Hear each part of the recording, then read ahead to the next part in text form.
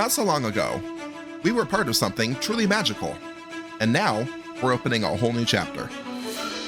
Welcome back to the Once Upon a Fan podcast, hosted by David Van Norman and Amy Hood. This retrospective podcast blends fresh episode reviews with insider stories from our years at Once Upon a Fan, the internet's most popular destination for fans of ABC's Once Upon a Time.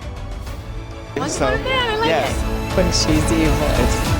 So whether you're a longtime oncer or you're just discovering the magic, we're excited to reopen the storybook with you once again. For something completely different, we are joined now by our very first guest here on the Once Upon a Fan podcast, Jackie Rogers, editor extraordinaire with a flair for storytelling. She's worked on some cool shows as an assistant editor. Some might even call her the reboot queen, since her last two shows were reboots. You might have heard of them. A little show called Matlock. Yes, the one with Kathy Bates. And she's also leapt through space and time on Quantum Leap.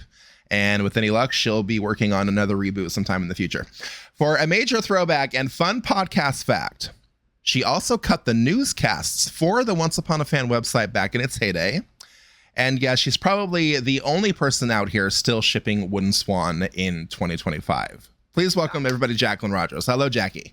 Hey! That's where you should put all the claps, the sound effects. Can I run my own show, please? Jesus. Okay. Sorry, I'm an editor. So, hey, welcome, Jackie. Welcome. Thank you so much for joining me today. You're welcome. So, just for a little bit of background information also for everybody, Jackie and I have known each other since 2011, 2012, sometime in that area. Really long time. Because while she was doing the newscast for Once Upon a Fan back in the day, I was doing reporting and doing articles and things like that. So we have known each other for a very long time. She is one of my best friends. So Jackie, as we're sitting here talking about Once Upon a Time, obviously, yes, and talking about a very special episode for both of us today, which we'll get into in just a second. Don't make me cry. I know. We'll get there. We'll get to the tears soon. So tell me a little bit about when you first heard about Once Upon a Time, or when you saw a trailer, and what was it about the show that got you so interested so quickly? I just remember seeing a promo trailer, I think on ABC when, network TV was still in its heyday. Yeah. And just being oh, fuck, this was made for me.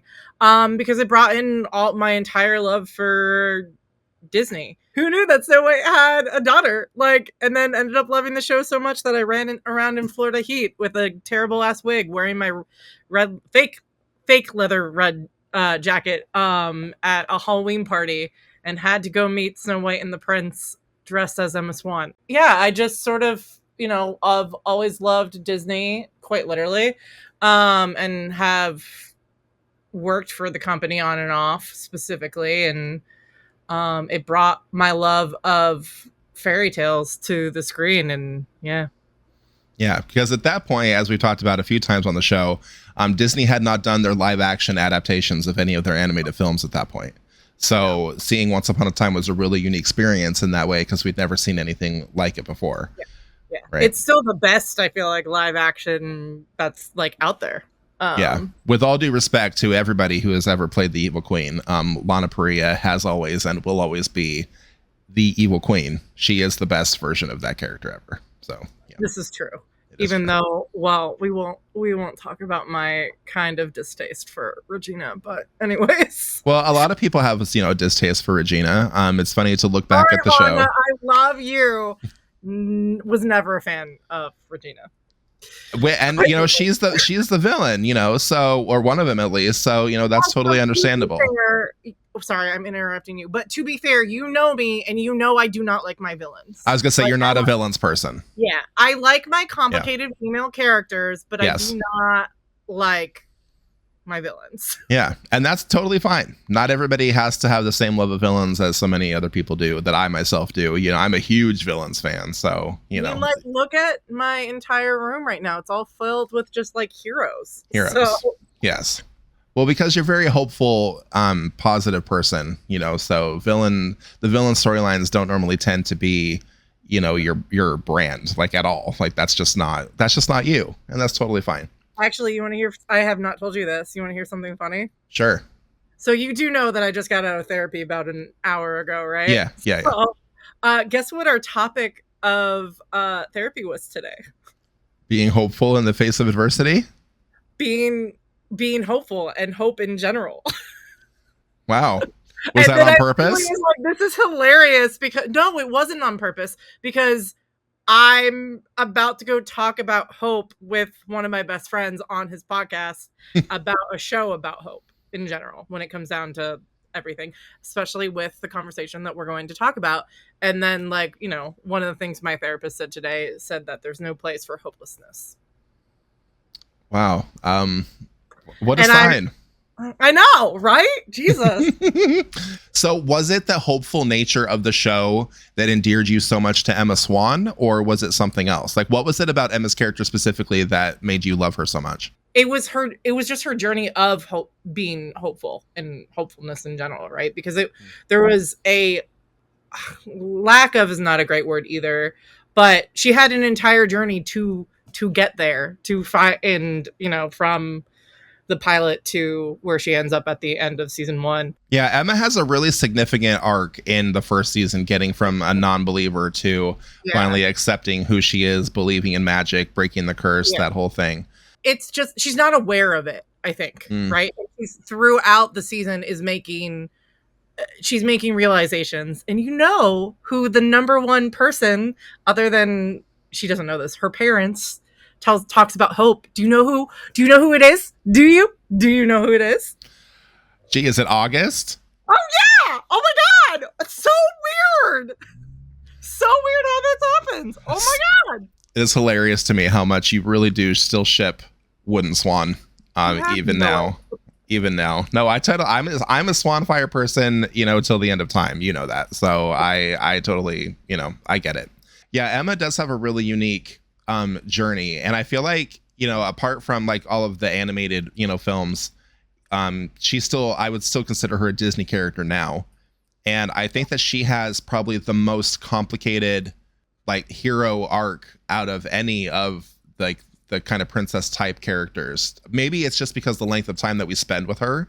Emma? You know, yeah, Emma, like, because it's not like just wrapped up in like, you know, 90 minutes like, you know, Mulan or Cinderella or Beauty and the Beast or anything like that. You know, it's like we spend more time with her. Her character has a lot more complications, like the fact that she's given up a kid for adoption, and she's like a mom, and she's a mom but still like a princess, but also like she's so layered. She's just so different. She's such a unique character, I think, in, you know, like the Disney library and catalog. And I love her so much. Yeah. Yeah, and I feel like earlier today we were also talking, texted you and Amy, and I was like, what's that one moment between her and Mary Margaret where she like lays on the bed with Mary Margaret because Mary Margaret's so upset, and like it's those little moments, and I think, you know, it's that relationship even before she found out that, you know, Mary Margaret is her mom. It's like those little in-between moments, which I also thought the show was really good at. Like, yeah.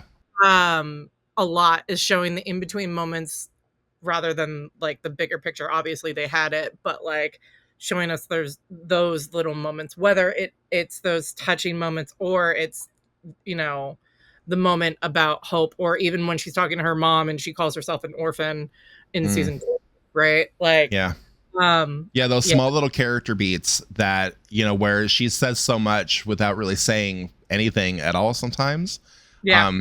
I love her relationship with Mary Margaret in the first season, because it's like, you know, because like in the pilot and in the second episode, That Thing You Love Most, she knows who Henry thinks she is. She's already, like, they have that moment in the pilot in the classroom where they look at each other and there's like this familiarity with each other. Like they do know who the other person is, but not really. And then they have that again in That Thing You Love Most when they're outside the school and Emma asks her, who does Henry think you are? And she's like, Snow White. And Emma's like, oh my God, like he thinks you're my mom. Yeah. Who does he think you are? Silly. I just got 5 minutes of silly. Lay it on me. Snow White.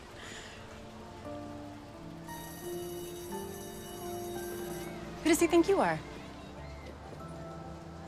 Not in the book. There's like this dawning apprehension that she does know on some level. I feel like she always knew the truth and just couldn't necessarily accept it. And then the way that their relationship builds after Emma moves in with Mary Margaret, and they become friends in that way, and they talk about things they shouldn't have even been talking about, one night stands and the like with Dr. Whale. We talked about things we probably shouldn't have even talked about. One night stands and the like. One night stands? Whale. Whale? Just all of that. The relationship building is so good. It's so strong. We were cursed. That is neither here nor there. We were cursed. That is neither here nor there. The point is. But yeah, I love their relationship. And then, of course, in the finale of season 1, which I have long considered to be one of the best hours of television, any TV show ever, the way that the drama just builds, like that episode fires on all cylinders for me. The music is great, like the production is great, the dragon at the end, like it has so many of the classic fairy tale elements to it. While also being such a fresh modern take, because Emma is sitting there with her sword and her gun, wearing her jacket, and jeans and boots and pants, like she's such a modern day hero. I just love it so much. It's funny that you called her a modern day hero, because obviously she she's, I think, in a lot of ways, everything that you kind of want your main character to be, while also following the textbook hero's journey, right? Yeah, absolutely. Like, to the T. And also, but talking about like Mary Margaret and Emma in general, like I would like that, a lot of that also plays into Ginny and Jen's relationship off screen as well. Like, I don't know if we would have gotten half those great moments between the two of them if they didn't build a friendship together. And I'm blanking, I feel like I used to know this, but I'm blanking on whether or not they were friends beforehand or not, but I feel like I remember reading that they knew each other because they would be going to similar auditions. Right. I feel like that was their dynamic. And the fact that they look like each other too, the casting is just brilliant, because Jen looks just like Jennifer. Like they look just like each other. So he literally looks like if Josh and Ginny ended up actually having a daughter and not two sons. Exactly. Exactly. Like everything about that, everything about Emma and Snow's or Mary Margaret's relationship is just, I love it. And then of course her relationship with Charming, especially as the show progresses and she realizes that he's her dad. Like every time he hugs her, starting with Broken, the season 2 premiere, he always holds her head when he gives her a hug. It's such a great little character beat. I love it so much. It's those hot men where they always cradle their love life. They're like either they're the person that they're actually in love with, or it's or their not pseudo daughter, but like, or their pseudo daughter or their daughter who's an adult, but it's always like those hot men. Because I can name another one that does that, but it's always like the cradle with the head, back of the head, and everything. It is. It's just so good. It's so funny though, because I literally rewatched that scene last night of them reuniting, and I feel like I could quote every single word. Like I still have Jared Gilmore in my head going, Grandpa? I know, it's so good. I remember when that episode, like when that debuted, I was like, I cried during the season 1 finale, because like when she breaks the curse on Henry, it's just, and she's saying, I love you. And Jen is just bringing it in her performance. Like the way that she's crying, the way her lip is trembling, just everything about that moment is just, it's really, like, pun intended, one of the most magical moments on television that I've ever seen. It's just so well done. I love you, Henry.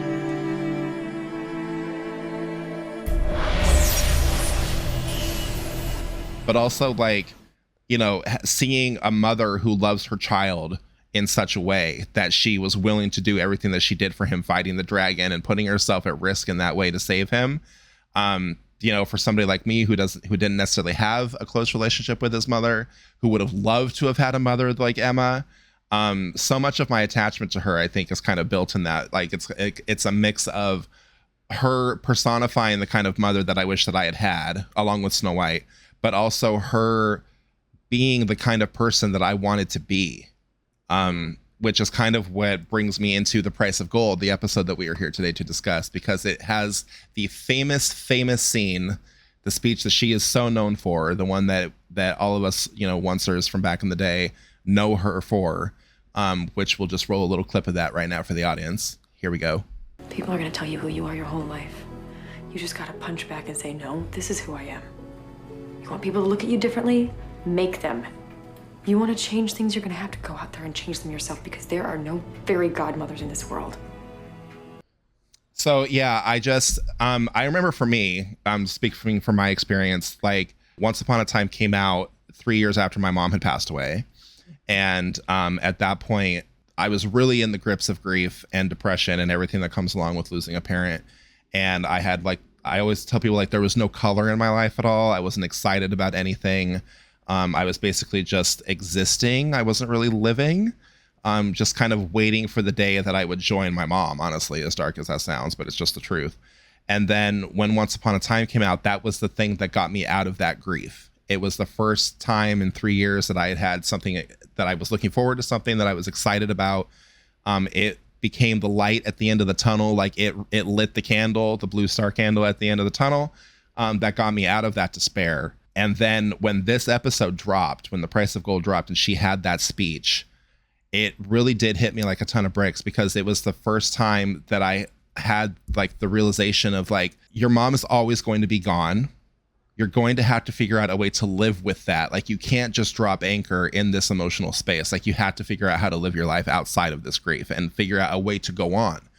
And one of the things that Emma's story has always been to me is just a sign that you can go through something horrible. You can experience life's greatest curses, that's worst curses, and still come out the other side okay. You can still be the hero of your own story and save yourself. And that's really what that speech personified to me, because when she said, if you want to change things, you're going to have to go out there and change them yourself, because there are no fairy godmothers in this world. That was what did it, when I was like, okay, I have to get myself out of this. And so I will always be so grateful to the show for, including that line. I will always be grateful to David H. Goodman for writing such a powerful speech that resonated so much with me. He probably didn't even realize what he was doing at the time that he wrote that. But obviously it didn't just resonate for me. It resonated for so many other people as well, because so many people love that speech and they love those lines. And so now I want to hear about your perspective on that speech and that episode. What did that moment mean to you? What does it mean to you now? First off, how the f*** am I supposed to follow up with what I'm about to say versus what you just said? Because I don't think just say whatever it is. Say, anything as eloquent as that. But when did that episode come out? What, 2012? So that episode was November 13th, 2011. 2011. Okay. So, because the show came out right after I graduated from college, from undergrad, and right after I got back home from my college program, because I did 2 Disney college programs, one in Orlando and one in Anaheim. The one that I just got back from was Anaheim in 2011. There are certain aspects of that kind of left a bad taste in my mouth. I'm not going to go into details. And, kind of just feeling stuck in general. I was a young 20-something-year-old feeling stuck. And here's this character who I identified with on multiple levels, saying words that I needed to hear and giving me inspiration to move on with whatever feelings that I was going through in that, in those current times. And this, there's a photo. I have an autograph wall in my hallway. There's a photo of me and Jennifer Morrison from when Jennifer Morrison premiered War Horses? The horse music video. Do you remember? Yeah. Anyways, and from the red carpet that you and I both went to, a very special moment for a lot of reasons that we will not say, but I got that line, got Jennifer Morrison to autograph that entire line with a photo of her and I, and it's still hanging up on my wall. And the amount of times that I read that absolutely daily, especially because I think what it also comes down to is the fact that I feel like Once is one of those shows that has inspired me, or has continued to inspire me to want to work in television, or at least also solidify the idea of me wanting to work in television. Right. And now that I think about it, kind of network TV, because my last 3 shows have been network TV. Yeah.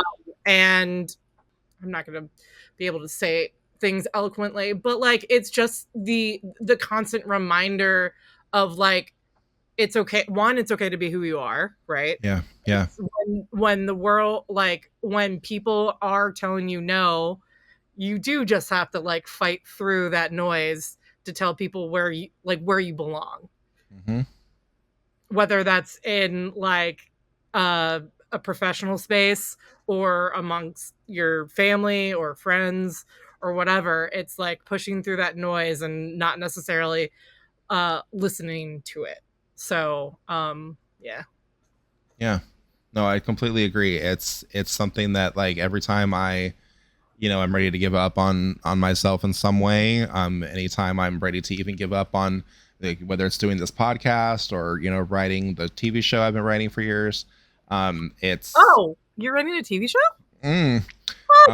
Like I said, possible, I would love to have somebody work on a reboot. Anyway, yeah, I just, every time I feel like giving up or anytime I feel hopeless about something, like, I mean, I have all my once stuff over here, right? Like I have both of these, like all three of these are once posters. This is a piece of once art right here. But then both of these shelves are also Once Upon a Time, and so is all of this. And so, and then in another section of my house, I have pictures from, all of the press room interviews that I've done over the years with pretty much everybody in Once. And it serves as a reminder to me that I have to keep going, that I can't give up hope, that, because as Mary Margaret says in the show, The minute I let go of the belief that things will get better is the minute I know they won't. like you have to hold on to that hope. Especially now in, these times, the world is such a crazy place. And, we have to keep at it. I actually saw a quote recently that I really loved that also kind of stuck with me a little bit. It's a letter from E.B. White to someone asking him how he could remain positive when the world was so chaotic in the middle of World War II. I'm not going to read the whole thing because it's very long, but the beginning of it says, as long as there is one upright man, as long as there is one compassionate woman, the contagion may spread and the scene is not desolate. Hope is the thing that is left to us in a bad time. I shall get up Sunday morning and wind the clock as a contribution to order and steadfastness. It is quite obvious that the human race has made a queer mess of life on this planet, but as a people, we probably harbor seeds of goodness that have lain for a long time waiting to sprout when the conditions are right. Man's curiosity, his relentlessness, his inventiveness, his ingenuity have led him into deep trouble. We can only hope that these same traits will enable him to claw his way out. Hang on to your hat, hang on to your hope, and wind the clock, for tomorrow is another day. And I feel like that's a far more eloquent way of talking about hope than anything I could say. But that just really has stuck with me. And, again, like people are going to tell you who you are your whole life, and you just have to punch back and say, no, this is who I am. Especially when, for people who work in entertainment in whatever form, you can kind of get boxed into the role that you start yourself in very easily. And it can be difficult to get people to recognize your other talent and skills and see you for more than what you started out as. On the other hand, people love, a good hero's journey, even personally. They love a good comeback story as well, as we know from Parks and Rec. So there's so much about the concept of hope that we need right now. And, like I said, I cling to the character of Emma so hard still. I mean, even with my jacket and Swan over here as well. About the Swan pillow on your couch? It is an Emma Swan pillow on my couch that somebody someone may or may not have given me. I wonder. Gee, So yeah, I'm just, again, so grateful to David Goodman and Jennifer Morrison really for that episode, for that speech, the way that she delivers it. She's just so hope on that show, I feel like. Mm-hmm. Well, so is Henry, right? Like the whole Charming family in general, I think is the epitome of hope and hope and love. Hope and love. I mean, you can see that in Charming. It's weird calling him David. Can't call him David. Anyways, I know. It's real. He's always charming to me, quite literally. Yeah. Charming. Anyways, sorry. Yeah, no, he was always just be known as Charming. Like I don't know how to call him anything else. Yeah. But like that entire family is the epitome of hope. And Henry kind of sort of started that seed of it. And what I really liked about Henry was that when I was rewatching the episode last night was that like Emma never turned Henry away, really. She Mm. was always curious about him and always accepted him compared to the person that Henry was living with. Which is probably really, people are probably getting it real mad for me saying that. But Well, but it's true though, because Emma or Regina wanted him to be what like her idea of what her son is, of what a son is. Yeah. And Emma just kind of let him be, Yeah. let him build up these ideas that he had in his head, right? That were ended up obviously being true, but like let him just kind of be himself. And she, like, even when the part where, I think it was this episode where he tells her that she's the only one that can leave Storybrooke, and Yeah. you think that the episode is gonna maybe end or somewhere in that she's gonna try to leave Storybrooke, possibly even like with him, but they do the opposite of that. This is the episode that she's like, no, I'm gonna take that job from Graham Yeah. and solidify my footsteps here, and also start putting roots down, because it's Yeah. also the first place that she starts putting roots down. And with everything that we just talked about, her and Mary Margaret, is like, that's really where the friendship starts to blossom, really. Yeah. And whatnot. And yeah, Emma just always accepted Henry from moment one. I mean, to the point where she even trusted him enough to take him back home. Like, and that But was, she didn't necessarily believe what he was saying about the fairy tales. And she did at first be like, yeah, like this is a little bit ridiculous, but she maybe doubted it a little bit, but she wasn't as hardcore about it as Regina was, like just trying to squash any bit of hope out of him whatsoever in that first season.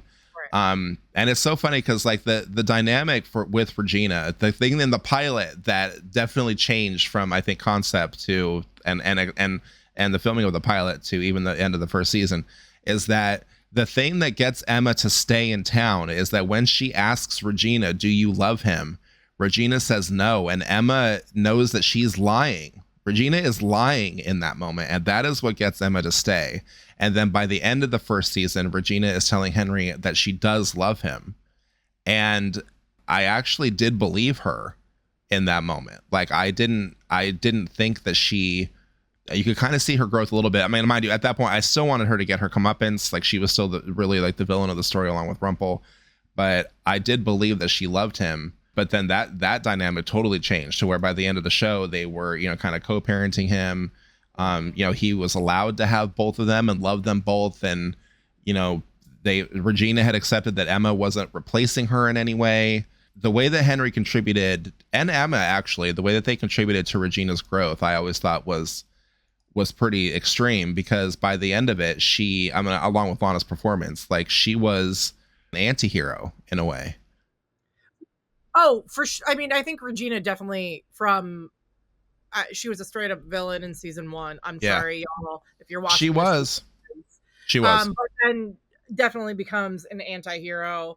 And that's her whole, like, the Evil Queen's arc in general from season 1 to season 7 is really good, because you do see the hero's journey within her, and she kind of becomes an anti-hero. But yeah, I also believed, when Regina said that she didn't love Henry, I fully believed it, because that show showed us that she didn't. I think on multiple levels. And then the subsequent episodes after that, like the very next episode is the one where she invites Henry to her office so that he can overhear Emma say that he's crazy. Like it's the second episode of the show. So she's already trying to manipulate his behavior in such a terrible way from jump, like from the very beginning. Yeah. And she was always super manipulative in season 1. God, I feel like Once Upon a Time fans are gonna come hate me for that. I mean, it is what it is. It's the truth. We're not wrong. So I know there are moments where you did get to see Regina win, and you do see that in the season finale too, right? Like, you win because you see her take Emma down to the basement so she can defeat the dragon. Mhm. You know, which is just a larger manifestation of our own demons and everything else that Emma had to grow up with and without her parents and stuff like that. Yeah, and you know, she's having to fight this dragon that Regina purposely left there. Like, she trapped Maleficent in her dragon form. She says as much in the finale when they're in that scene where they're in Gold's, you know, shop, and he's revealing that he's Rumpelstiltskin, and he gives her the sword, like her father's sword. God, that's such a great moment also in the season 1 finale. Oh, I love that scene so much. Reveal that he has the sword. Sword, yeah, and then says your father's sword, and she really has to accept the fact that Prince Charming is her dad, like that this is really happening to her. Like, she's about to go face whatever. Where you're going, you're gonna need this.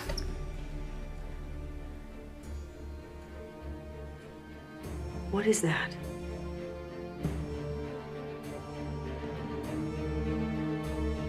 Your father's sword. Because wasn't she about to walk out at that point, like out of Gold's, or am I misremembering? I don't remember. It's been a while since I've watched the finale because I'm not there yet on my rewatch. But I feel like that's where she's like, maybe I should just punch you in the face. It's either that or it's in another episode. But yeah, it's so good. But yeah, like she just, God, I really do love Emma so much. Like she, you know, she changed my whole life. Like that character and Jennifer Morrison's performance of it. And, you know, for me, getting to meet her at San Diego Comic-Con 2013, the first year that I ever did press, and actually getting to share that with her. It's so funny because I may roll a little bit of that interview here for people to see.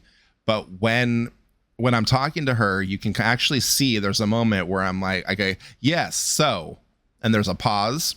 Hello. Hi. Hi. I'm Zach Van Norman with Once Upon a Fan. We are your #1 fan site, that's actually. Awesome. Once Upon a Fan, I like it. So and then I say, I just got to tell you right now, and then I kind of let her know exactly what she means to me. I just have to tell you right now, before we get into this, Emma as a character is my hero in life. I have a tattoo for this show because of it. Amazing. In episode 4, when she says, you have to change your life because there are no fairy godmothers, I really took that to heart. I will probably never have this chance again to tell you this, that I appreciate your work on a very fundamental level. It has changed me as a person. I'm going to college and a bunch of other things. It means the world to me to be able to stand here and talk to you right now. Thank you. So, in that moment, I was trying to decide whether I should stay professional and just ask the questions, or if I should take this moment, which I didn't know if I would ever have it again, to actually tell this person what her work meant to me. Because it wasn't just, oh, I'm such a fan of your character. Like, it was recognizing the work that Jennifer Morrison did as an actor in that scene was the thing that changed my life, was the thing that hit so hard for me. And I just felt like she deserved to know that her character had such a positive impact, lasting impact on somebody's life in such a way.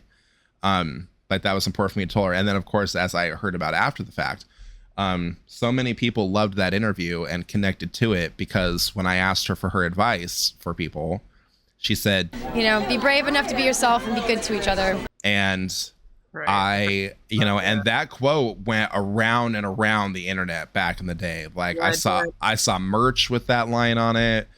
She has talked about that interview since in other interviews, you know, which I found very, like, just bizarre that I was even part of the thing that even set that off. Of course you were. I mean, I was just totally unintentional, right? Like, that I had no idea that was going to happen, because I didn't plan on saying anything to her personal like that at all. Like, I really, when I went into it, I was like, I'm going to be a professional here. Like, I can't, like, she doesn't need to know, you know, that this is what it is. Like, it's, you know, it's not going to matter to her this much. And then while I was talking to her, I realized, like, actually, I think she does need to know. Like, she needs to hear this, because I don't know. I'm sure that there are other people for whom Emma also had such an impact, but for me specifically, I mean, this show, as you know, is the thing that made me, like, quit my call center job after I've been working at call centers for 10 years and enroll in film school, and then eventually, like, move down to Los Angeles and, like, pursue a career in entertainment full time. Like, none of that would have happened if it wasn't for the show, and specifically for this episode, The Price of Gold, her speech in it. Like, nothing, my life would not be what it is. I would not be where I am. And everything that has happened to me since then, like, I have worked for Disney since then. Like none of that would have happened if not for this show and for this episode. We wouldn't have met. We wouldn't have met, exactly, which, for everybody watching this and listening to this, since like when Jackie and I first met each other, we were in Disney World in 2013. And since then, like, we became such good friends. We have lived together in the past. Basically all of our social circle right now can be traced back to us being oncers with Once Upon a Time. Like our Jackie and I, we have two other really close friends of ours that we've known for years now, I think like 5 or 6 years, something like that. And they're some of the best friends that I've ever had. And then the kind of like the next circle of friends outside of that, like we all met from the show Agents of S.H.I.E.L.D., but the only reason why I know Jackie to watch and connect with her about Agents of S.H.I.E.L.D. is because of Once Upon a Time. So it was just, How long did I take you to get convinced to watch Agents of S.H.I.E.L.D.?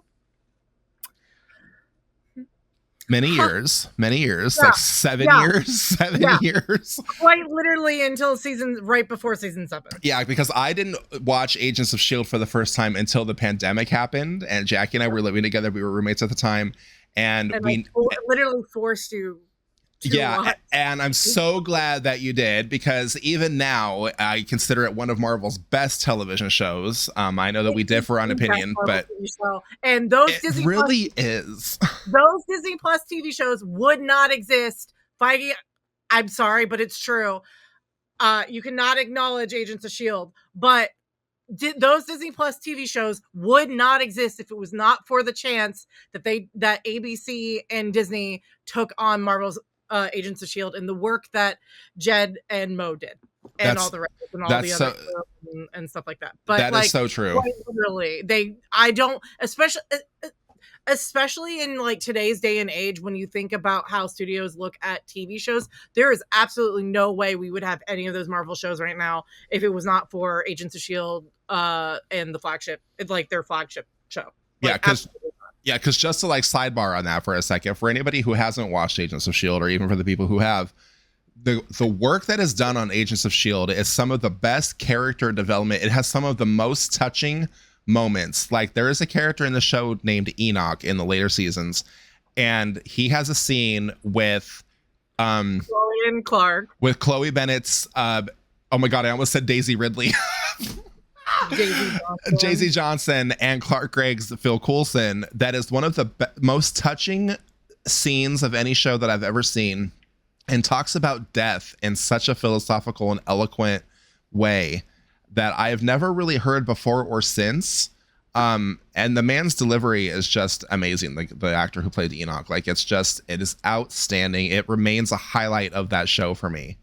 Directed by Elizabeth Hentridge. It's the best episode of the series, 709. We're not even going to get into it. But it is, though. Like, it is the best episode of that show, specifically because of that moment and the way that it's directed, the way that the camera is placed, the shots, the different setups, the way that it starts out wide and then leans into the personal, and the shots get tighter and closer on the actors as it goes along. But, like, props to Elizabeth, though, specifically for that episode, for like a lot of it. But like I remember wow, talking about remembering things. I remember Clark had talked about this in an interview, and Clark had asked Elizabeth if because they had already had Chloe and Clark's coverage, and Clark was like, do you still need us like around to stay for oh my god, I can't think of Enoch's actor off the top of my head, but stay for him. And she was like, or can we go? Like, can we leave? Right? Because it was like the last stuff.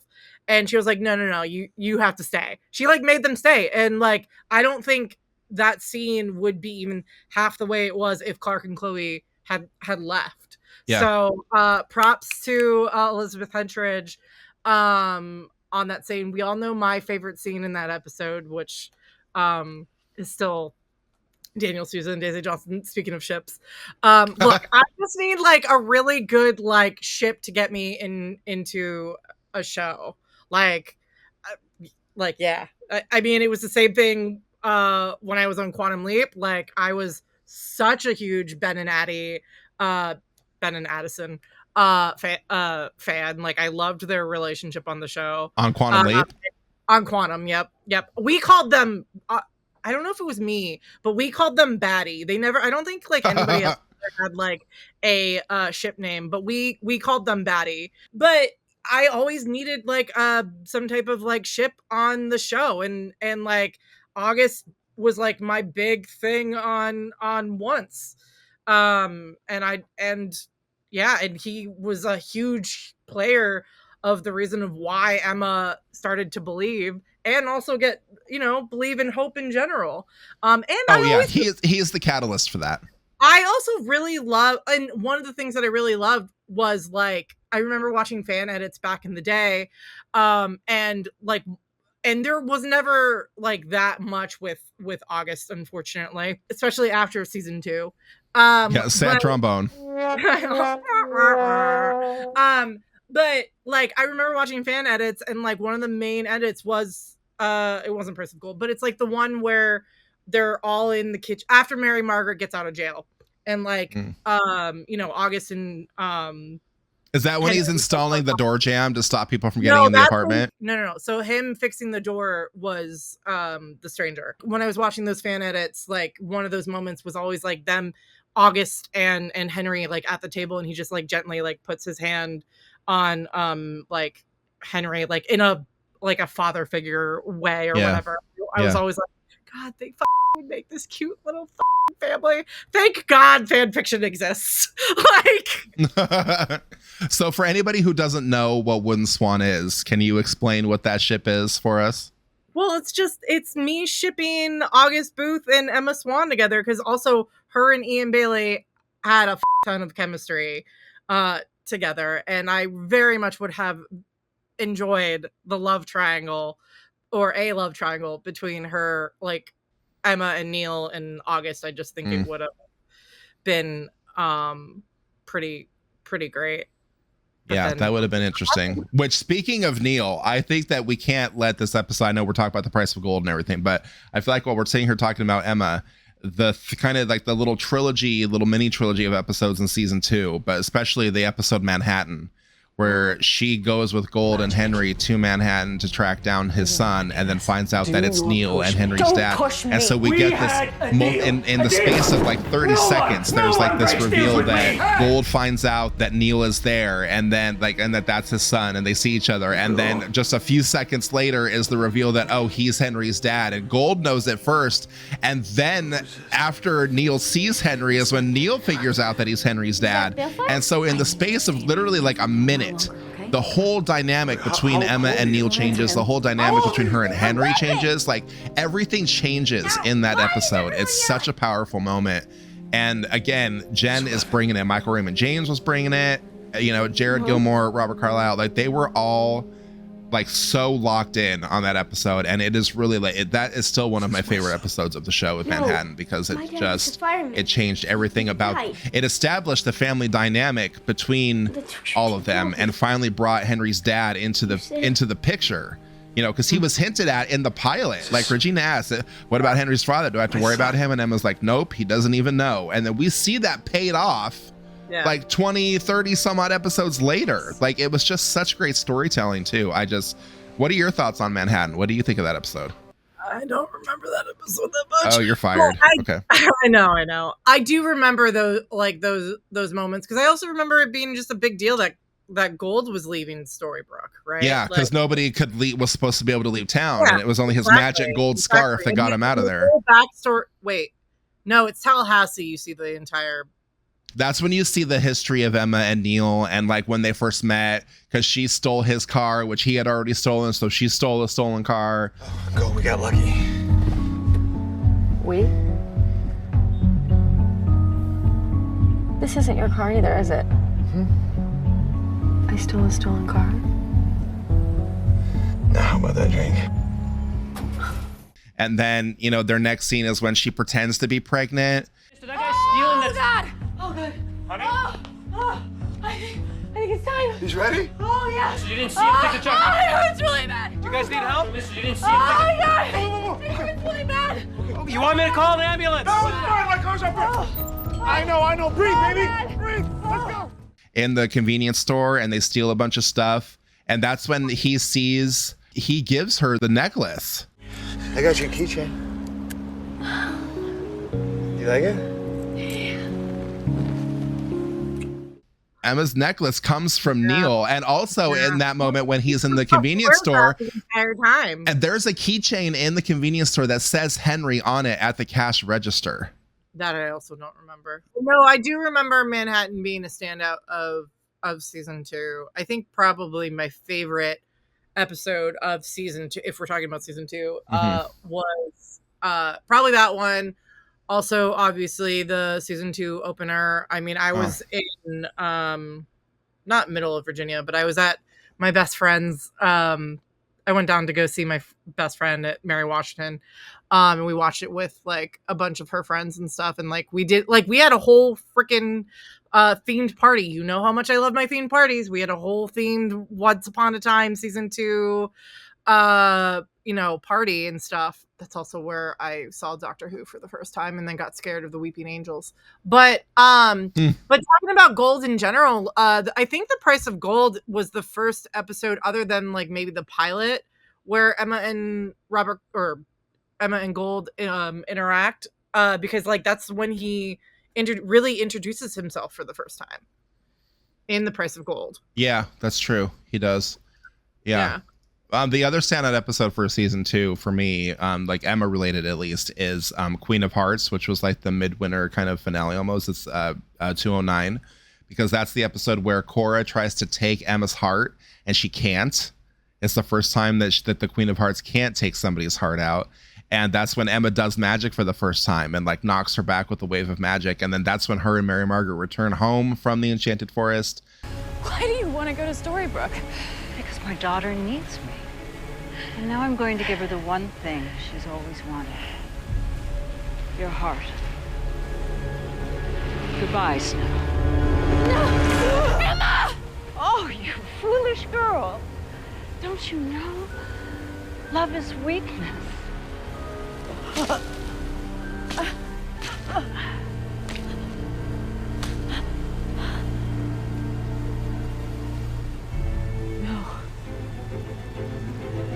It's strength.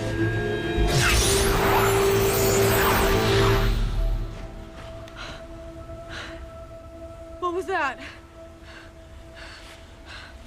That is also one of my favorite episodes of the show, because it was the first time that Emma did magic, and you kind of get a hint at her bigger destiny and her bigger role in the story beyond just like breaking the curse, and just kind of adding to what the savior is and what she was supposed to be and what she was going to end up doing, ultimately defeating the darkness in the very end.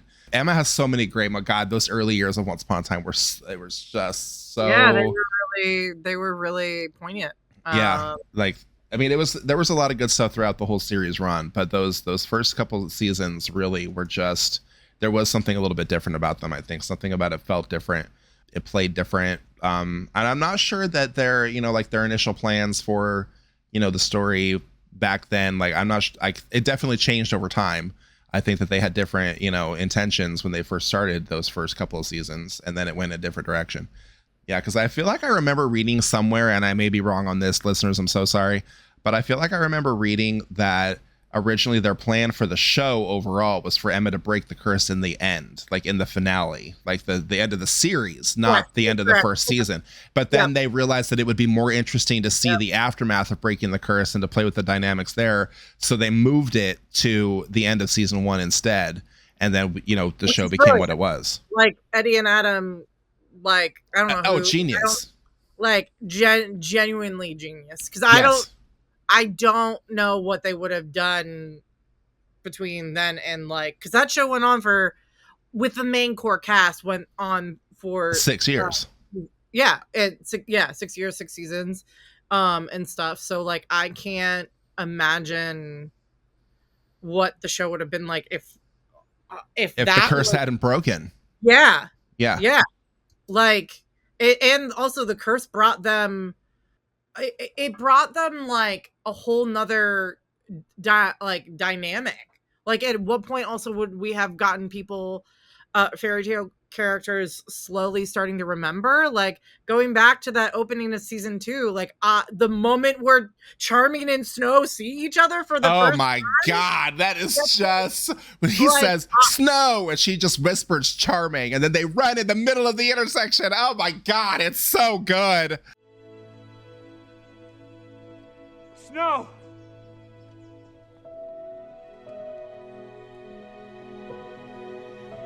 Charming.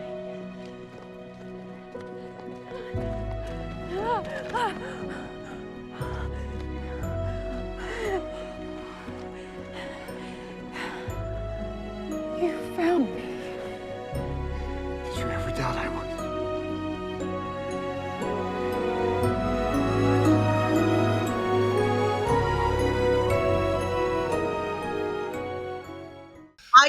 I just remember watching when before season 2 came out. I remember constantly re-watching that ending of them running to each other in the clouds, encompassing them and swirling them. Because that hook at the end, that hook where it's like, okay, the curse is broken, but magic is coming, and you think Regina has been defeated, but then she sees the curse clown. She knows magic is coming, and that she's going to be able to do something about the fact that they just took Henry away from her. Like, you know, and then Snow and Charming being together, you know, they finally get back together and they kiss or whatever, and then here comes what we think is another curse cloud, and we're like, oh my God, they just reunited, and now something else is happening. So yeah, it's so good. One of my other favorite moments was when Charming was like, we sent word with one of Snow's bluebirds. And I'm sitting there, I was like, wait, does Snow White have an entire like team army of bluebirds that just like goes after people to drop off like messages and stuff? I'm just like have this image of like her Snow White like charging with all these like bluebirds behind her. I mean, again, just emphasizing the importance of having a postal network no matter where you live. Like, I mean, honestly, that's why we should always fund the post office. Correct. You know, one of the big things in this episode, right before Emma's speech, she's at Granny's, and what is in her cup? What's in her mug? Hot chocolate with cinnamon. Ding, ding, ding. And I am impressed that you guessed that I like cinnamon on my chocolate, because most people don't. Which is so iconic on the show. It really is, honestly. Like, it's like one of the moments that always, I think, brings the show back home, whether it's like Charming dropping off a mug in front of Henry when in season 2 after, right? Season 2, season 3, whenever they fall through, Emma and Snow fall through the portal, and season 2. Yeah, Charming is like single dadding or single grandpa-ing it up, right? Like, you know, and it's that comfort. And I definitely was obsessed with the hot chocolate, cinnamon, whipped cream, like thing. I still do that. I was gonna say, I still do it myself. Yeah, I always add cinnamon to my hot chocolate. There is like this, yeah, it's just an element to the hot chocolate that you can't live without. And again, it's just one of those little character building moments that just, you know, adds something to who these people are and gives you, you know, a little something extra. I mean, that moment is like the cinnamon on the hot cocoa of the show, really, and like character development. Like, it's just such a little dash of something extra, you know, a little extra sprinkle of magic, you know. And also, you know, one of the items on, you know, a Once Upon a Time food list, along with like tacos and pancakes and cheeseburgers. So, you know, like the fact that we even have that, and, you know, that there's a list of Once Upon a Time food that started with, you know, a cup of hot cocoa with cinnamon in it. Man, shows in their foods. Serious. Because Agents of S.H.I.E.L.D. has the prosciutto. Oh God, the prosciutto and pesto prosciutto. I'm f***ing this up. The sandwich, right? And then the Rookie has the veggie burgers, the pancakes, the chocolate croissants. Like, now I'm just really naming Lucy Chen's favorite foods, but like, I'm sure she'll appreciate that. yeah. And yeah, it's just I love TV shows and their foods, and like people going off and creating like the fake cookbooks. I think you know, we see them in the Disney parks, but like it's things like that I always enjoy. Like Disney does the villains, you know, cookbook. Have they ever done a Once Upon a Time cookbook, like an unofficial Once Upon time. No. That would be fun. Like, I would love that. Like, there's gotta be like Granny's vegetable lasagna, right? Or something like that. Regina made the lasagna with red pepper flakes to give it some kick. Yeah. And obviously, like, I was just trying to think of grandmother and recipes. Oh, but also grilled cheese sandwiches for Emma. Yep, grilled cheese sandwiches. Yep. Which is also a Phil Coulson thing as well. It's with a secret ingredient, as we know. Yep. Well, actually, as we don't know, because we don't know what the secret ingredient is. One of the other things that I also want to bring it back to Emma and Henry, though, because like the moment in Price of Gold where Henry turns to Emma and goes, "What do I call you?" Oh. Yeah, and Emma's like, "Fuck, I like was not prepared for this this conversation," but Emma thinks that, you know, does like he call me mom? Does he call me Emma? What is it? And he's like, no, we need a code name, like. Well, but honestly, even that, like what you just, I'm so glad that you mentioned that, because it just makes me realize that like Emma is undergoing character development on like 3 different levels throughout the course of the show, specifically the first season, because she is undergoing character development as a daughter to her parents being right there in town, whether she believes it or not. I think that secretly she does, like I said, but she's also undergoing character development as a mother to Henry, and then also as a hero and as the savior for everybody in Storybrooke. Like she has multiple hero journeys that she's on in different ways, all at the same time. And it's so funny to me because when, especially like during the mom scenes, she always seems like it's like a rebellious, fun mom, like kind of vibe. Like I always have felt like if Henry had been with her the whole time, that they would have had a very like sarcastic, humor-based relationship. For sure. You know, and it would have been so like full of love in that way, but it would have been a lot of teasing, because that's who Emma is. She's just a little more, you know, she's more sardonic, and she just has a great sense of humor. And she's got, you know, kind of just such a good wit. I don't think that people appreciate how good the storytelling was as far as those aspects go, and how like really detailed and thoughtful the writers were in building these character arcs, and the way that Jennifer Morrison builds those layers into her performance. Because there are scenes where she's even talking to Mary Margaret, and it's on like a friend level, but also like a daughter thing. And she's sitting there talking to her mom about what to do with her son. And that's just such a relatable situation for a mom to be asking her mom what to do about the grandkid. Like, even if they didn't know that's the conversation they were having. But I feel like that's what made the first season so relatable, and what hooked so many people in, is because it had so many different family dynamics that people in real life could relate to. Like, it was so relatable in so many ways, even with all these in the fantastic setting of the Enchanted Forest and the magical, you know, element going on with the curse and Storybrooke and everything. It was still so relatable on a really fundamental family level. And I love that about the show so much. Yeah, it is. It's those smaller moments. And like, I was thinking about Rumpel and Belle and Jane Espenson's episode, and like what she was able to build in that. But like specifically, again, so you're talking about Skin Deep, right? Yeah, thank you. Yep, Jesus, yep. I should remember these things. And what that came back to with the callback to a fun animated Disney Pixar film, maybe people have heard of it, called Up. Like, yeah, it is those smaller moments where I feel like the show really shines, and like, and that's honestly really brilliant when Emma doesn't believe in the curse at that moment, and she's asking Mary Margaret, who is her mom, about her son, Emma's son, Snow's, you know, grandson. Like, that is really freaking smart of them to do. And also there's an aspect of found family, because even before Emma, like, sure, the audience knew that, you know, Charming, or David and Mary Margaret, God, it's weird saying David, Charming and Snow were Emma's parents, like before Emma knew or realized it. Like, Emma still chose Mary Margaret. Like, that was her that's her found family too, on some level, as well. And it, I think, also goes back to the idea of sometimes family is not necessarily who we're born with.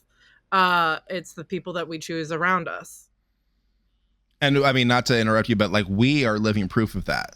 Yeah. Like you and I are living proof of that. Our, you know, Jen and Sari are the friends that we mentioned earlier. Like we are proof of that. Even your downstairs neighbor, Mama, like we are a little family unit with her too, you know, and we're not related to her at all. No. And you know, yeah, like we best advice giver, like oh my god, yeah. But like we really did find like family in each other through this show. The Once Her community had a lot of different dynamics and a lot of different segments, and not all of them were always, you know, positive or, you know, as forward thinking maybe as we would have liked. But I feel like the one thing that the show has brought, and one of the reasons why Amy and I decided to start the podcast again, was that we did get a found family out of this show, like through the community that we found in the show. And so like the show, like the audience, like the real oncers, like, well, a lot of oncers, you know, we really took the theme and the messaging of the show to heart, and it spilled over into our real life, and our lives now exemplify the messaging of the show. And I wish that people had taken that message from the show more than they may have. I know that a lot of people got lost in the emotions of different ships, and you know, whether certain plot points were correct for one reason or another, which we're not going to get into those at all. But you know, I wish that people had not forgotten that finding each other always is the thing that was part of why people love the show so much to begin with. And that's comes back to the end of the season 1 when Emma ends up finding her parents. Yeah. And then they, you know, are left to, you know, define family on their own terms in, you know, a way that it's not fairy tale. Like just because the curse was broken, it wasn't the happily ever after at that moment. Like they still had to go through things together as a family and figure out their dynamic and experience things together before they got to a point where happily ever after could happen. And also like one of the things that the show gave us that I was very lucky, and I got to work with an editor from Once Upon a Time on a little show called The Lost Symbol, and I would not be half the editor. Sometimes using that word for me is hard, or like assistant editor, if it was not for him like sitting me down and like showing me things and like us having talks, and like I just wouldn't be half the person who I am in this industry without like his guidance when I was on that show. Like when we talk about the show changing our lives, like the show genuinely changed it did. Our lives completely. You know, I've also met Jeffrey Hildrew a few times. I don't know. I've been really lucky because Once has given me like a community, and like I said, I would not have half the career if it was not for the editor that I worked with on The Lost Symbol, because he like really set me up for a success. No, I totally feel the same way. When I worked, I don't really talk about my career that much here, but you know, I worked for ABC Creative Marketing for a little bit. And I was lucky enough to meet the man who made that first trailer for season 1 that got me interested in the show in the first place. And, you know, if I hadn't done that, and then because the thing was like, I've always been like the movie trailer guy. I've always loved watching trailers for a show, for a movie, whatever it is. I love trailers. When I was younger, I used to like to watch trailers and kind of pick through to figure out like, what is the plot of this movie going to be, especially with like the Star Wars prequels. Like that was when I first really got into movie trailers. But I never thought that it was like a viable career path, like, because you don't, you know, no, they're not telling you in school what do you want to be when you grow up. I want to be a trailer editor. So I didn't realize that was a thing. So, you know, then it was through doing press for Once Upon a Time in the interviews and realizing how passionate I am about telling people why they should watch something and wanting to create the trailer that makes people want to watch the thing, that, you know, when I met the man who cut the trailer for Once Upon a Time in the first place, when I was at Disney, I was able to tell him like, this is all your fault. Like my career path, I don't think would have been the same if you hadn't made that. Like my life would not be the same if you had not made that trailer, because it just looks so epic in scale. And, you know, the costumes were so great, and we had never seen anything like that before. And I was so into it. And then I remember I watched the pilot and I thought it was good. But then when I watched the second episode, I didn't think that it was like, I was like, okay, I don't really know where they're going with this. I love the third episode with Snow Falls because I love the story of Snow and Charming meeting, and I just thought that was so romantic, and the chemistry between them was just off the freaking charts. Obviously, they ended up married in real life, but then it was, you know, but with 2 kids. But then it was the price of gold that just really, like, I know that I've already explained the story of exactly what happened, but I cannot really accurately describe like the emotional shift that it gave for me to move me into a place where I started to feel hopeful again. And then to have the opportunity to meet the cast the way that I did, and Adam and Eddie, and to get to thank them for their work. Because at that point, I don't even know if I've ever actually told them the full story of why the show means so much to me, or what I saw in the show that related to my real life. Because again, like, to get personal, like, Regina really reminded me of my mom. And because my mom and I didn't have the best relationship, and the way that she parented Henry was so, and how she wanted him to be her idea of what a son should be, was exactly the way that my mom was with me. And then I saw Emma almost as like this, you know, this avatar, if you will, for me, and who I wanted to be. Like I said earlier, this person that I wanted to be. And when they were fighting over Henry, it was like Henry represented like my inner child, and like, which side is going to win out? Like, am I going to let the negative effects and the way that I was parented by my evil queen affect me? Or am I going to try to be a better person and try to be the hero of my own story, instead of, you know, acting out and being a villain towards other people the way that I could have been given my upbringing?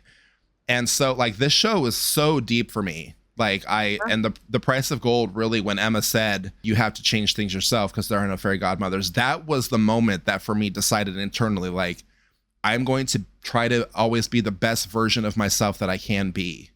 Like, regardless of what's going on, like, I just have to try. I just have to keep going. I have to keep swimming. It, you know, it was just swimming.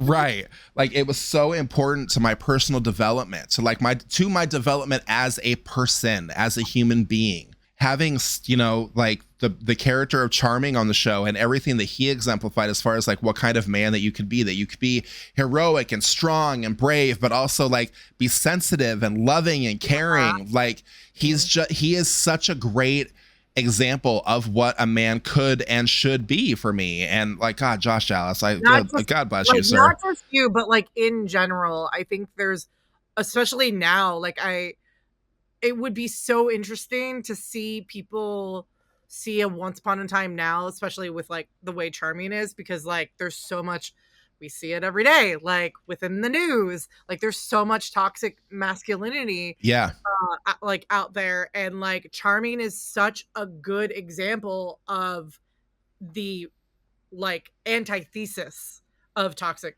if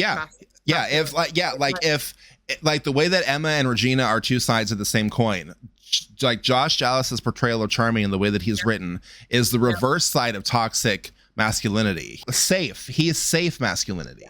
Yes. Charming is safe, strong masculinity in a way that like you never ever doubt his masculinity in any way, because clearly he defines that very well on his own.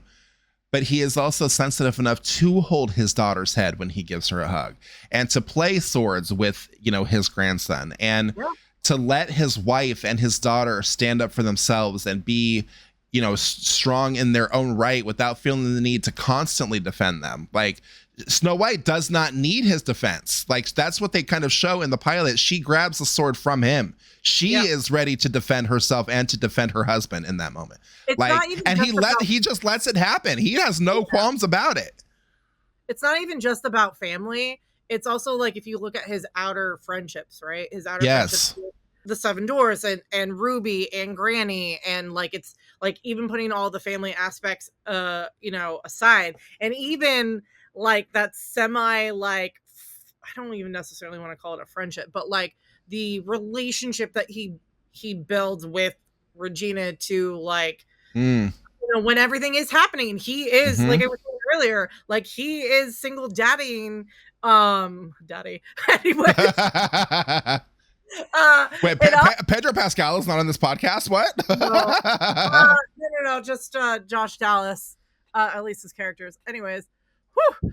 But like he like Yeah, no, it's also like in his friendships and stuff, and like you can see that clear as day with his relationships from even when like they're court in fairy tale land and stuff like that, and you see that throughout the 6 seasons that Josh is on the show.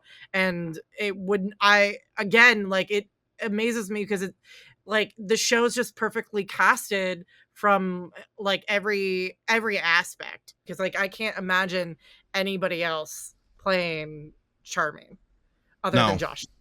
Like Oh no. like, to this day, I still think when I think Charming, I think Prince Charming, right? My brain still goes to Josh Dallas. And sure, I have another Snow White in my head because Rachel Zegler too, because we love Rachel here. I mean, you and I We do. we love Rachel, and we very much appreciated her Snow White, her version of Snow White. But the live action Snow White is better than people give it credit for. Yes, exactly. 100%. The songs alone. Oh my God. Which we didn't even talk about how much we play this Waiting on a Wish. Oh, yeah. When a hand meets a hand. Oh, well, yes. That no. I was about to be like, oh, the musical episode. The musical episode. Oh my God, the musical episode. Like seriously, anybody who, if you're listening, if you're watching, Jackie and I listen to Powerful Magic frequently. frequently. When like he'll be playing Beyonce in his car, and I'm like, nope, Beyonce, we love you. But like, it's yes. Like, when I have control of the phone, it's all the time. And then also obviously Zelina's song too. Yeah, Wicked Always Wins and Powerful Magic are like mainstays in our like hangout playlist. They are a constant. And also Emma's song too, like singing along to the Once Upon a Time theme. Like that, those 3 songs, like even now, years later, we still listen to them all the time. Like it's so good. And just like in general, like thinking about what they had to do with that episode being on a network schedule, like the show in general, like it just always, this is why I love network TV, is that like sure you could go, Stranger Things takes like what 5 years 6 years to make another season. But like but then on the other hand, you've got network TV doing like basically the exact same thing on an 8 or 9 day shoot schedule, depending on what your show is, and you're pumping out episodes, and it is absolutely crazy because those schedules, I would know. I've been on a handful of them. You would. So it's genuinely beautiful of what the people behind the scenes can do. Like, you think about the costumes, you think about the people who are in props and art and everybody, and like, and also as someone who started out PA, and I also think about the PAs who are the first ones there and the last ones to leave. Like, network TV shows are just phenomenal in that way of what they're able to do, and like the scale. And if you think about Once's scale, like, is remarkable. Yeah, because they had to learn not only like the melodies to the songs and get all of those down and record them also, but then they had to learn the choreography that went along with all of the musical numbers of that episode, in addition to like, including all of the character beats and all of those like little moments, and knowing the dialogue on top of the songs, like how it all fit together. Like, doing a musical episode is such a monumental undertaking for a network show production to have done. And I know that other shows have done it too, but I don't think that the other shows that have done musical episodes have had the amount of effects work that Once Upon a Time had to do when they were filming in those studios in Vancouver that just had the huge green screens behind them, and incorporating like the VFX for the curse and everything. Like, they were doing so much, like, and to get it out the way that they did with those songs being such a good quality and genuinely like they're bops, like almost every single music, like every single song for the most part is a bop. Like, they're just really good music. The dancing is all really well done. Some of them, like Regina had a new costume. There's so much going on in just a regular episode of television production, and then you have the music added on top of that. and they got it done so well, and it works so well. Like I still am like, how the hell did they pull that off? How did they do this? It's astounding. It's so good. Yeah. So props to everybody behind the scenes. That is not just Eddie and Adam, because we love you. We do also, so much. There's a lot of people. I know there's a lot of people behind the scenes, helping create that magic that popped up on screen. Yeah, it was just so good. So as we wrap up our conversation here about Emma, The Price of Gold, and just the Charmings and just the show in general, my last question for you is like, what has been like the lasting impact and message that you took from the show and from Emma's character specifically? Emma is always going to be part of my ethos, I feel like. Yeah. It's the friends that we made along the way. It really is, though. I mean, I think it just goes back to a lot that I've already said. Like, the show's given me a lot of friendships. Well, actually, yes, a lot of friendships, you and Amy, and I still talk to some of our other Once Upon a Fan people. I wouldn't be half the assistant editor if it wasn't for me working with like one of the editors from Once. Like, it really helped me set up like my career and put me on like a successful path, especially with the craziness of some of the network TV shows that I've been on.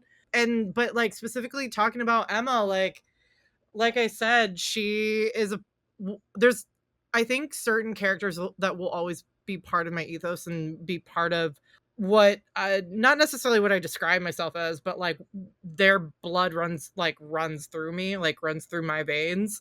I was very fortunate to grow up in a home, so I don't know Emma's storyline with that is, but like I think there's also the struggle of just knowing who you are, right? Mm-hmm. Like in general, and me being like, I just graduated college. I don't know what the fuck I'm doing with my life.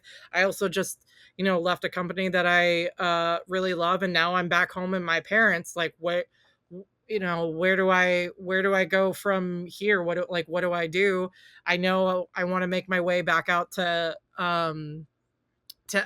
Like, how do I get there? Because I think also I love hearing people's me. I love your story, like your story and your journey, and like and bringing the way that the show brought people together will always be like one of my favorite things, and like something that I feel like I constantly chase after as someone who also works in entertainment. Is that like that's all I ever want to do? Is I want to work on a show that has that lasting impact that Once has had on multiple people. I remember when you first told me about, the Jen story and talking to her and everything, like, and I wonder if that was maybe one of the first times that she might have actually heard somebody say that, to her. Because was that the first year that they were at Comic-Con? No, they were there for the first and second season too, but I don't think there was a fan of the show asking them questions at that point.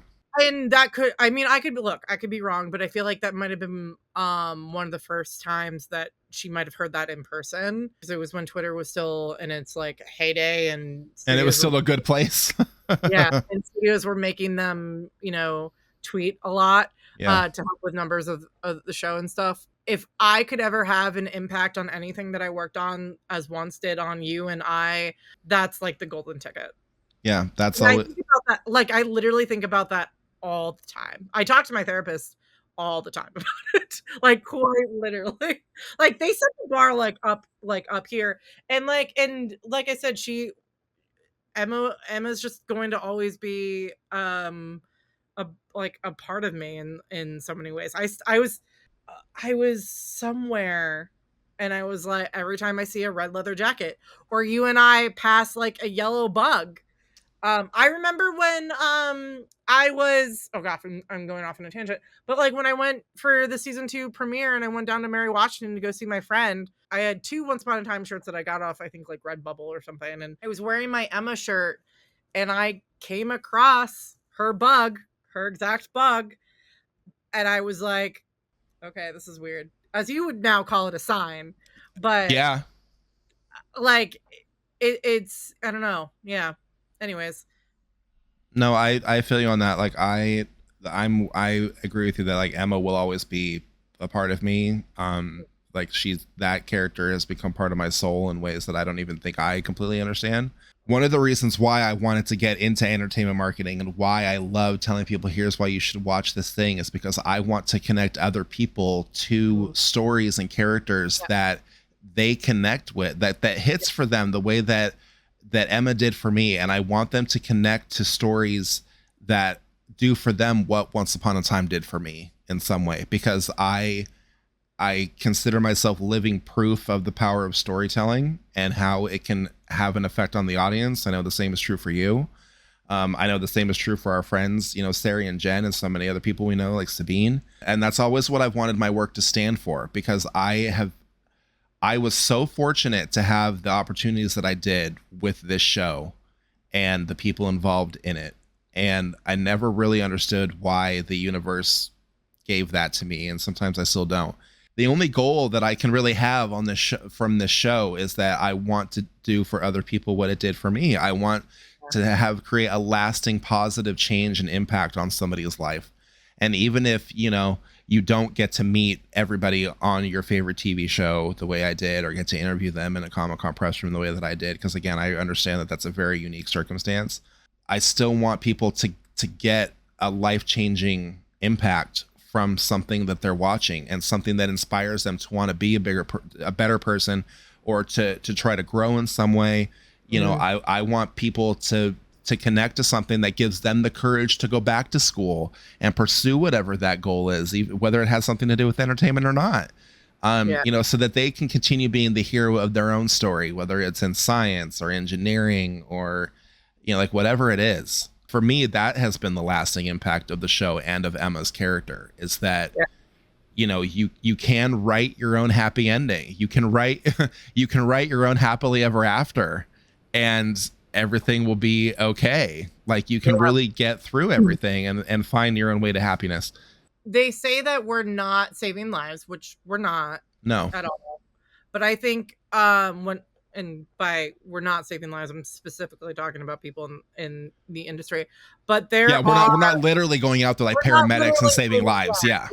We're not saving lives, but as someone who works in the entertainment industry and has also been a fan of multitude of things, you can tell from my room, whatever. Those characters have like an impact on people. I'm now leaning this way to my right, because now I just eyed Captain Marvel over here, and like I mean, I got to tell Kelly Sue DeConnick this over a FaceTime, thanks to my best friend Sari. When I'm having a bad anxiety attack, I go and I read like Carol's story. That's where I go. And it's not just that, it's like also, you know, I saw a little bit of it when I was on Quantum, and seeing people really like the show and love the show and enjoy those the characters and the sense of hope that Ben Song brought to people, and that was a joy. Also, like being a fan of like other things and like watching fans like really like cling on to those characters that they love. Like I, you know, went to a convention earlier in May and saw these like young women or young girls, they were in their teens, like late teens, mid-teens, and like how much they loved these, you know, characters from Grey's and The Rookie and everything. And like that healed me in ways, because I was like, I was them, whether at that age or like my young 20s and stuff. Like that was me. And I think it's pretty fucking cool that TV and film can have that impact on people and stuff. That like there are people that turn to things to be like, oh, here's this thing that like pulls me out of my depression or makes me go back to school. Or like I even think about like, you know, Agents of S.H.I.E.L.D. when Agents of S.H.I.E.L.D. was really on air, and people saying how Gemma Simmons inspired them